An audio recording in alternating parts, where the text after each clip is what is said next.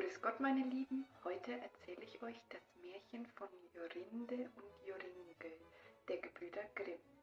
Es war einmal ein altes Schloss mitten in einem großen, dicken Wald. Darinnen wohnte eine alte Frau, ganz allein. Das war eine Erzzauberin. Am Tag machte sie sich zur Katze oder zur Nachteule. Des Abends aber wurde sie wieder ordentlich wie ein Mensch gestaltet. Sie konnte das Wild und die Vögel herbeilocken, und dann schlachtete sie's, kochte und bratete es. Wenn jemand auf 100 Schritte dem Schloss nahe kam,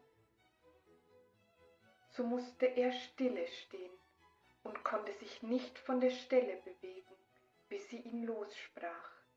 Wenn aber eine keusche Jungfrau in diesen Kreis kam, so verwandelte sie dieselbe in einen Vogel und sperrte sie dann in einen Korb ein, in die Kammern des Schlosses. Sie hatte wohl 7000 solcher Körbe mit so raren Vögeln im Schlosse. Nun war einmal eine Jungfrau, die hieß Jorinde. Sie war schöner als alle anderen Mädchen, die und dann ein gar schöner Jüngling namens Joringel hatten sie sich zusammen versprochen.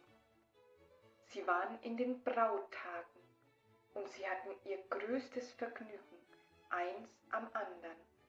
Damit sie nun einsmalen vertraut zusammen reden konnten, gingen sie in den Wald spazieren. »Hüte dich«, sagte Joringel, »dass du nicht so nahe an das Schloss kommst.« Es war ein schöner Abend.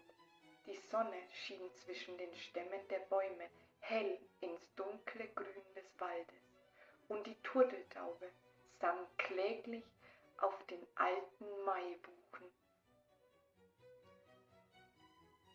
Jorinde weinte zuweilen, setzte sich hin in Sonnenschein und klagte. Joringel klagte auch. Sie waren so bestürzt, als wenn sie hätten sterben sollen. Sie sahen sich um, waren irre und wussten nicht, wohin sie nach Hause gehen sollten. Noch halb stand die Sonne über dem Berg und halb war sie unter. Joringel sah durchs Gebüsch und sah die alte Mauer des Schlosses nah bei sich. Er erschrak und wurde todbang. Jorinde sang: »Mein Vöglein mit dem Ringlein rot singt leide, leide, leide. Es singt dem Täublein seinen Tod, singt leide, leid, zicketü, zicketü, zicketü.« Joringel sah nach Jorinde. Jorinde war in eine Nachtigall verwandelt. Die sang zicketü, zicketü, zicketü, zicketü, zicketü. Eine Nachteule mit glühenden Augen flog 3-mal um sie herum und schrie 3-mal: »Schuhuhuhu, schuhuhuhu, schuhuhuhu.« Joringel konnte sich nicht regen. Er stand da wie ein Stein, konnte nicht weinen, nicht reden, nicht Hand noch Fuß regen. Nun war die Sonne unter, die Eule flog in einen Strauch. Und gleich darauf kam eine alte, krumme Frau aus diesem hervor, gelb und mager, große rote Augen, krumme Nase, die mit der Spitze ans Kinn reichte. Sie murmelte, fing die Nachtigall und trug sie auf der Hand fort. Joringel konnte nichts sagen, nicht von der Stelle kommen. Die Nachtigall war fort. Endlich kam das Weib wieder und sagte mit dumpfer Stimme: »Grüß dich, Sachiel, wenn's Mündel ins Körbe scheint, bind los, Sachiel, zu guter Stund. Da wurde Joringel los. Er fiel vor dem Weib auf die Knie und bat, sie möge ihm seine Jorinde wiedergeben, aber sie sagte, er solle sie nie wieder haben und ging fort. Er rief, er weinte, er jammerte, aber alles umsonst. Oh, was soll mit mir geschehen? Joringel ging fort und kam endlich in ein fremdes Dorf. Da hütete er die Schafe lange Zeit. Mäh, mäh. Oft ging er rund um das Schloss herum, aber nicht zu nahe dabei. Endlich träumte er einmal des Nachts, er fänd eine blutrote Blume, in deren Mitte eine schöne große Perle war. Die Blume brach er ab, ging damit zum Schlosse. Alles, was er mit der Blume berührte, ward von der Zauberei frei. Auch träumte er hätte seine Jorinde dadurch wiederbekommen.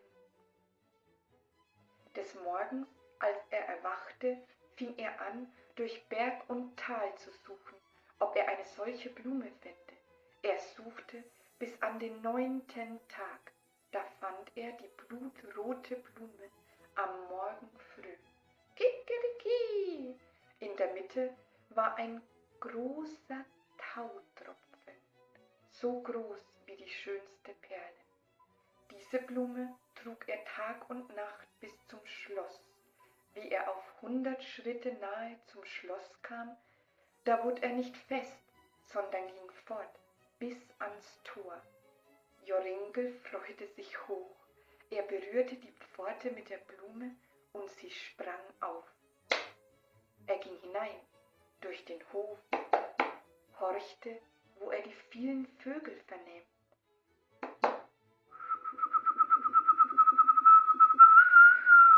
Endlich hört er's. Er ging und fand den Saal. Darauf war die Zauberin und fütterte die Vögel in den 7.000 Körben. Wie sie den Joringel sah, ward sie bös, sehr bös. Schalt, spie Gift und Galle gegen ihn aus. Ha! Aber sie konnte nicht auf 2 Schritte an ihn kommen. Er kehrte sich nicht an sie und ging, besah die Körbe mit den Vögeln. Da waren aber viele 100 Nachtigallen. Wie sollte er nun seine Jorinde wiederfinden?